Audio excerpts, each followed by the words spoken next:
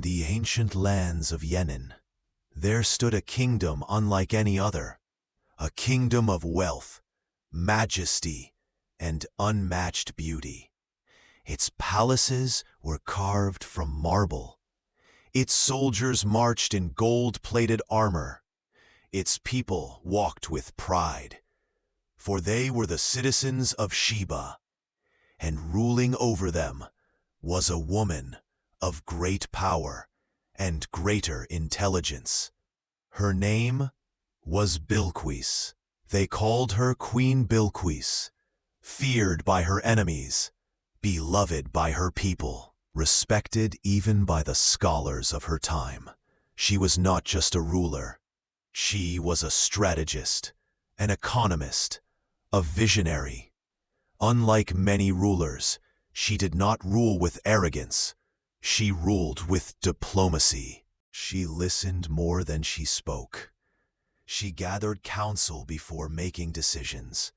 And above all, she never dismissed a possibility, no matter how strange or how divine. But despite all her wisdom, there was one truth she had yet to discover: the truth of Allah, the one God. For she and her people worshipped the sun. They bowed to its rising rays. They sang to its golden light, not out of ignorance, but out of ancient tradition. And so, Allah, the Most High, chose to guide her. But her guidance would not come through dreams, nor through wandering travelers. It would come through a king even more powerful than she had ever imagined. A king whom Allah had blessed, not only with authority over humans, but power over the winds, the birds, the jinn. His name was Suleiman, known to us as Prophet Sulaiman, alayhi salam, peace be upon him.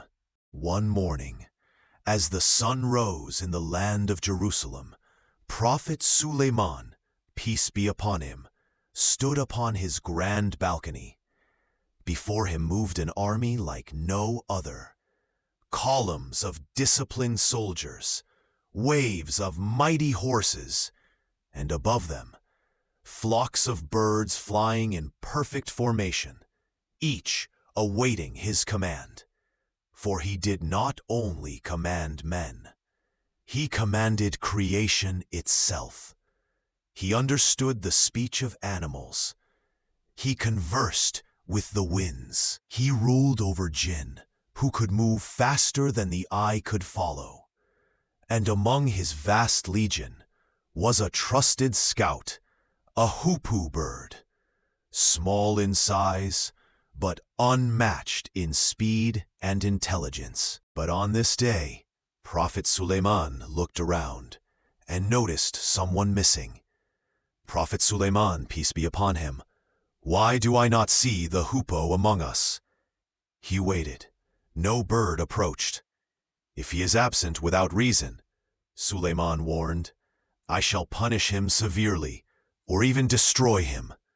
Moments later, with wings fluttering in a rush, the missing hoopoe bird descended before him.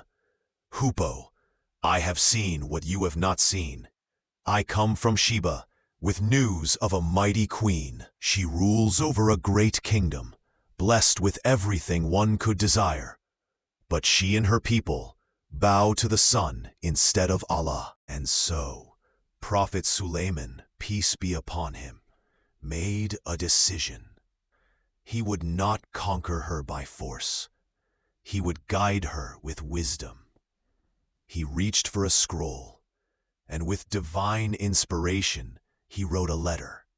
Prophet Sulaiman, in the name of Allah, the most merciful, the most compassionate, do not be arrogant toward me. Come to me in submission to Allah. He sealed the letter with his royal insignia and handed it to the hoopoe. Prophet Sulaiman, deliver this to her and leave. Watch from a distance and bring me her reply.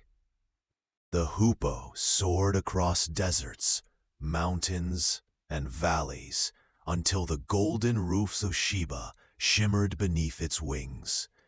Through the palace window it flew, and dropped the letter upon Queen Bilqis's lap. She paused, her eyes narrowed. She broke the royal seal and read, Bilqis, verily it is from Suleiman, and indeed it says in the name of Allah, the most merciful, the most compassionate. A silence fell across the throne room. Her ministers watched her carefully. She looked up. Bilqis, O my people, advise me in this matter. I do not make a decision without your counsel. We are men of strength and mighty in battle. If you command, we shall wage war. But Bilqis, wise as ever, lifted her hand calmly. Bilqis, wars destroy kings and devastate nations. Let us not rush into conflict. Instead, I shall send him a gift. If he is merely a king, he will be satisfied. But if he is truly a prophet, he will not be bought. And so, she gathered a caravan of wealth, gold of the purest form, jewels that would blind the eye, silks woven with pearls, and she sent them to Prophet Sulaiman, peace be upon him. The envoys of Queen Bilqis arrived in Jerusalem, their camels' backs weighted with gold and gemstones, their attendants dressed in royal garments, heads held high in pride. They approached the court of Prophet Sulaiman, peace be upon him, expecting to find a king dazzled by wealth. But instead, their eyes widened, their jaws fell, for before them stood not just a king, but an empire unlike anything they had imagined. Columns of jinn stood in silent ranks. Birds hovered in the air, as if frozen.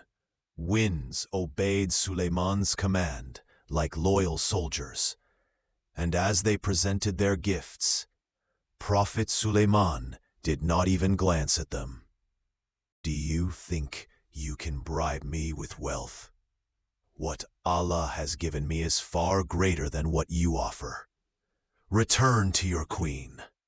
Tell her that if she does not submit to Allah, I will march upon her with an army she has never seen, and her kingdom will be humbled. The messengers returned to Queen Bilqis, not triumphant, but shaken. They described what they had witnessed, a kingdom beyond understanding, a prophet beyond comparison. And so, Queen Bilqis made her decision. She would not send another gift.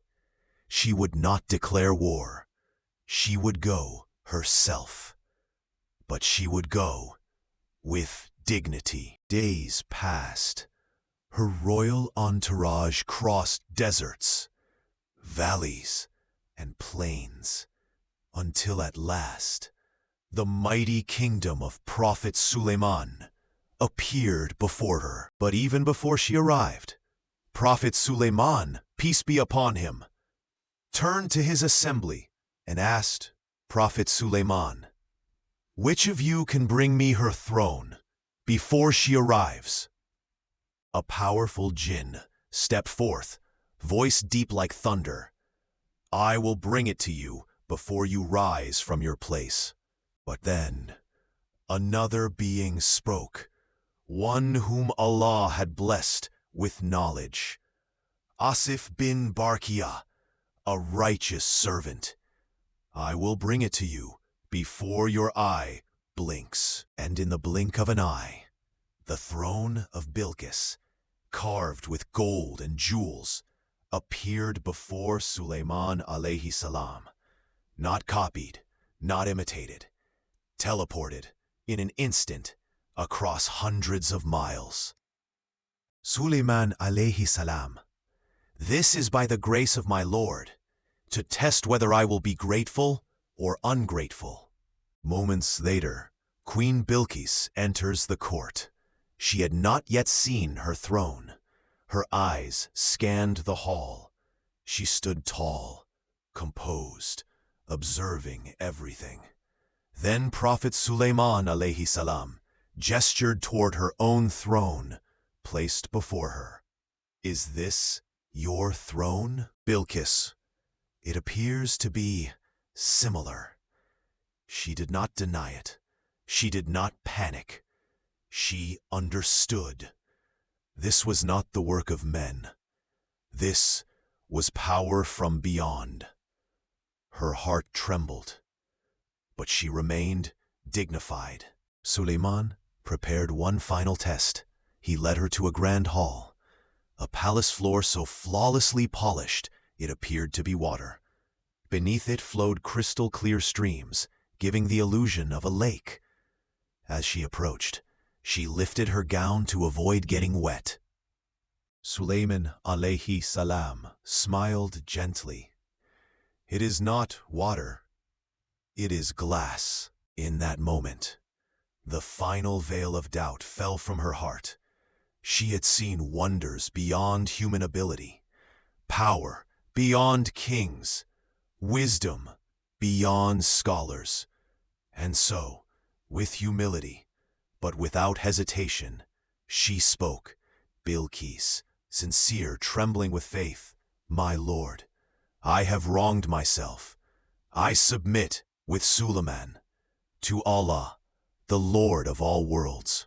And thus, a queen who once bowed to the sun, now bowed to the one who created it, not through force, not through humiliation, but through wisdom, evidence, and divine guidance.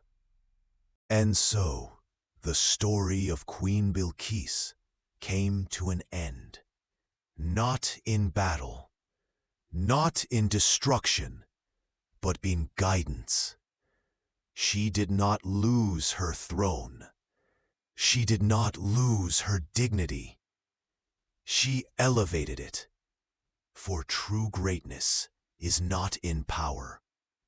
It is in the ability to recognize truth and to submit willingly when it arrives. Some rulers in history lost faith because of pride. But Bilqis gained faith because of intelligence. She did not ask, "How can I keep my power?" She asked, "What if this is the truth?"